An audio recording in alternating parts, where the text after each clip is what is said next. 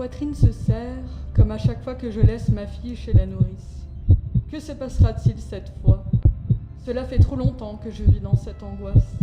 Devoir courir pour jeter les déchets radioactifs le matin, devant la porte. Prier pour qu'aucun terroriste dérangé ne vienne avec une bombe attaquer les écoles et ne donne encore plus de déchets à trier.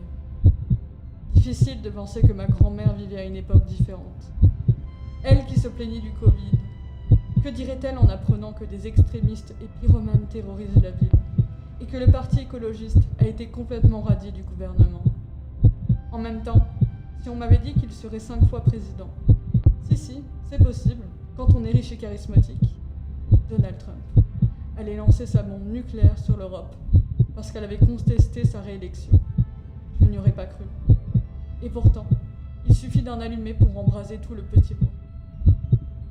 Et maintenant, à quoi sommes-nous réduits? À ramasser les déchets des erreurs du passé?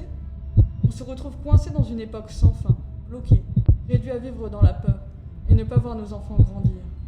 Une seule chose n'a pas changé, la procrastination. Oui, et pourquoi se résoudre à réparer nos erreurs s'il suffit de les laisser à la prochaine génération? Ah, ma fille, dans quel monde t'ai-je fait naître?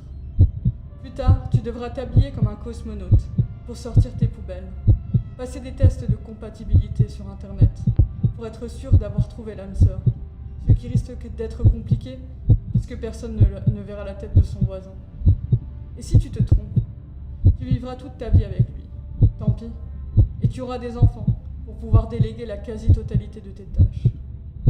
Ah, quelle bande de fainéants, à toujours remettre à plus tard. Il se trouve que plus tard n'existera pas. Que ferons-nous? Nous nous réunirons en communiqué singulier, à 3 par commune, pour discuter d'une décision qui n'existe pas, ou que nous n'avons pas cherché. Et nous repartirons bien heureux d'avoir fait de notre mieux. La vérité, c'est que sans travail, sans famille, sans amour, sans but, nous ne sommes rien. Nous ne valons rien. Il est temps d'agir. Charles de Gaulle lui-même l'avait dit, être inerte, c'est être battu.